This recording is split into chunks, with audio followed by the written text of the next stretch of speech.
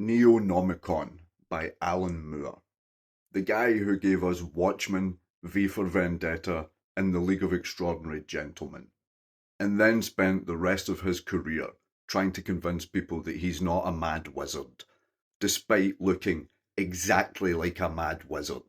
Well, Neonomicon is his love letter to H.P. Lovecraft. And by love letter, I mean it's the equivalent of finding out your favourite uncle wrote fan fiction that would get him banned from every online forum in existence.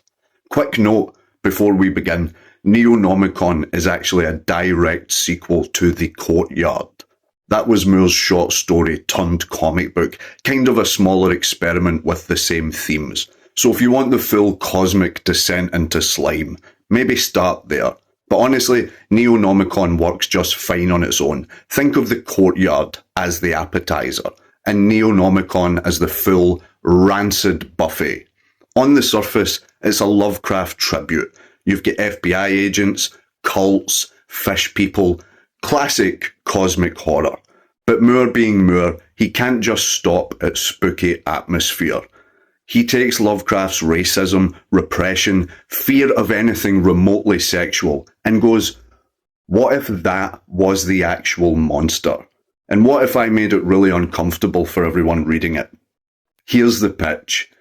FBI agents investigate a string of murders tied to Lovecraft-worshipping sex cult. And if you're thinking, well, this sounds like the kind of edgy comic some high school kid would doodle in the back of math class, well then you're correct.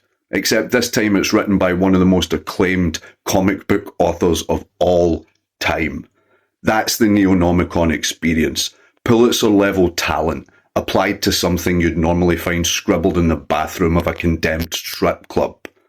Now, I will warn you, this comic book is disturbing. Not, ooh, spooky jump scare disturbing. More like, why did I willingly subject myself to this? And what does that say about me as a person? Disturbing. There's explicit sexual violence. There's cult orgies. There's an actual scene where a deep one, that's a fish monster for the non-Lovecraft nerds out there, goes full hentai with a human character. Alan Moore took tentacle porn and said, what if I added some gritty realism to this? And the art doesn't pull any punches.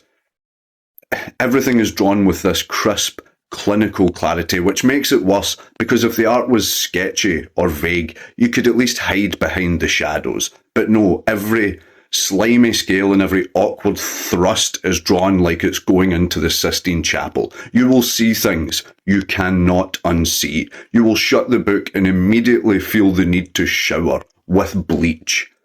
So why the fuck am I recommending it to you? Because for all its depravity, it is fascinating. Moore basically weaponizes Lovecraft's hang-ups. He takes all the hatred, the race, the sex, the women, the human body and says, what if those things were not just background noise, but what if they were the actual monster?